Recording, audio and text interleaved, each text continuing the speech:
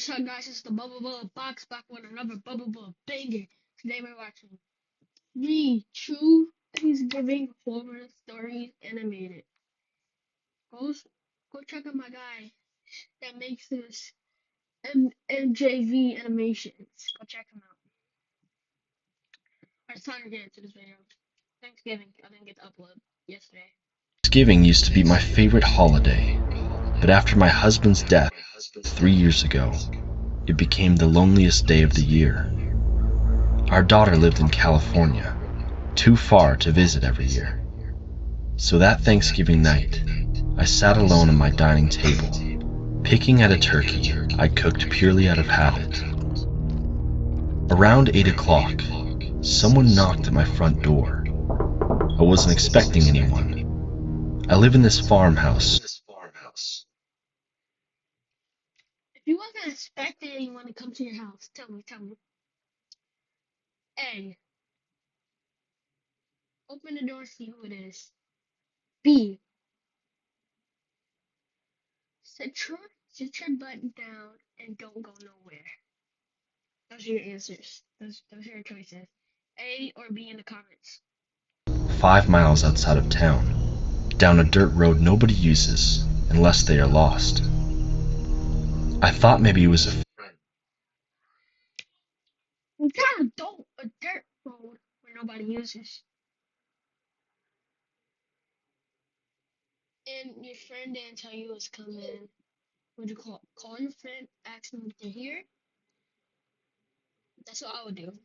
And if they say no, I'm hopping out the back window, running somewhere. I don't know where, but somewhere. Hey, the video's actually crazy. Friend checking on me.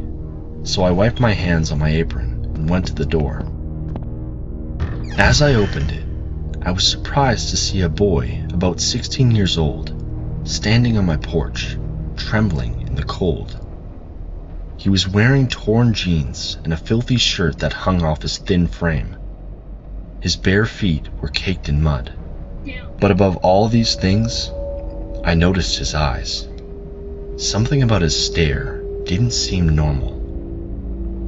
He asked if I had any food, said he hadn't eaten in days. His voice was flat, but the way he stood with his shoulders slumped and his hands hanging limp at his sides made me believe him. Made me believe him. If that happened, it's GG's. Gave him the money, gave him the food, told him to get off my property, and closed the door. I said, well, I just helped the lonely 16-year-old. But some people don't do that. They let them in their house. That's retarded.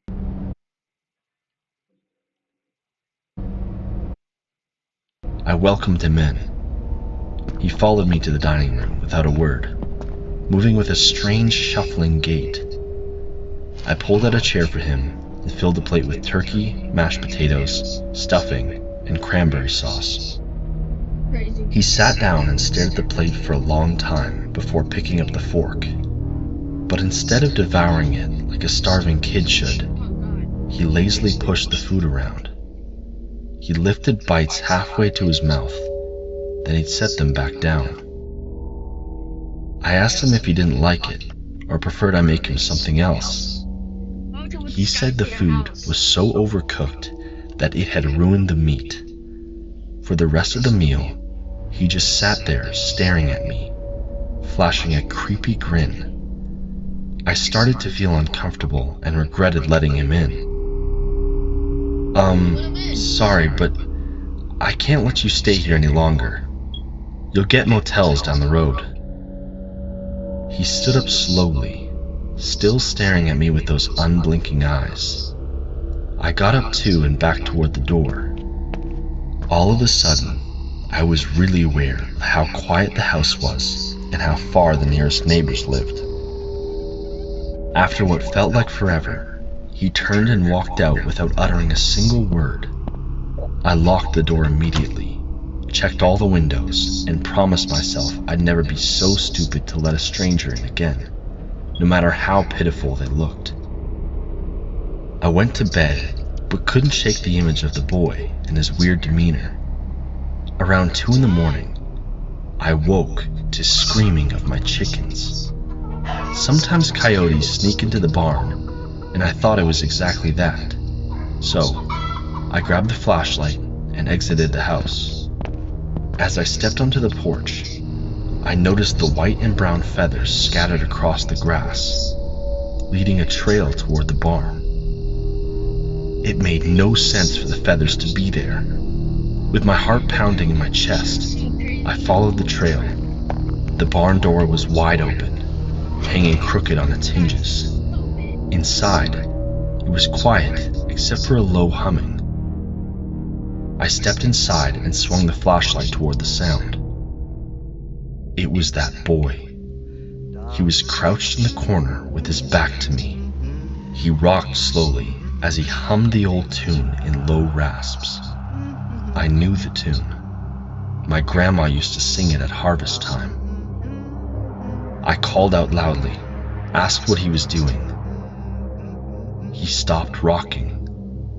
Everything paused for a few seconds, then he turned his head all the way around and grinned. His face was skinless. Where his face should have been, there was just raw meat and slick veins catching the light from my flashlight.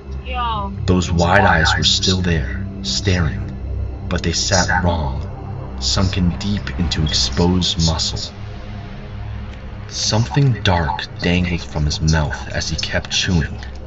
Then slowly, his jaw stretched open, and I could clearly see the limp wing of one of my chickens. He was eating my chickens alive.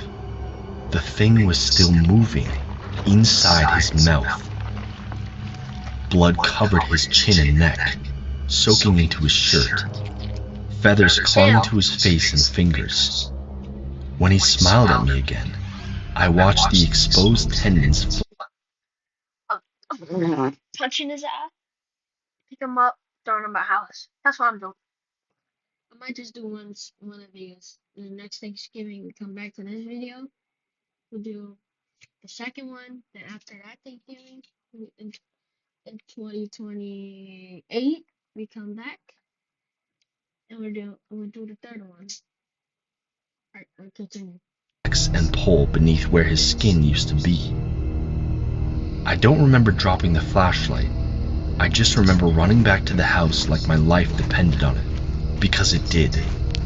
I hit the door so hard it rattled the frame, threw the deadbolt, and grabbed for my phone with trembling hands. The 911 operator asked what the emergency was, and I tried to tell her about the boy, his face, and my poor chickens. I sounded insane even to myself. She said officers were on their way. I sat in my kitchen with every light on, clutching a knife from the drawer to my chest. The police arrived about 20 minutes later. 2 officers searched the property with their flashlights and radios. I watched from the window. When they came back, they told me the barn was empty, except for 3 dead chickens. All of them were torn apart. One was missing most of its flesh, eaten down to the bone. But they couldn't find any boy. Said there weren't any footprints except mine. They asked if I'd been drinking, if maybe I'd fallen asleep and had a nightmare. I showed them the feathers in the lawn and the blood in the barn, but they said coyotes could have done it. They told me to call if anything else happened and left. I didn't sleep the rest of that night, or the next.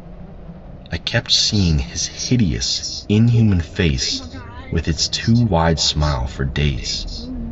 Couldn't walk into my kitchen without feeling his presence on the table where he sat playing with the food.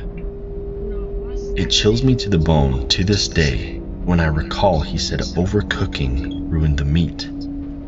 I'm not even sure it was a human who showed up at my door that night.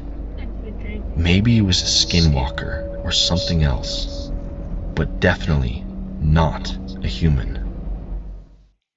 It was Thanksgiving, and the 3 of us were desperate to If y'all enjoyed that, Like, comment, share, subscribe.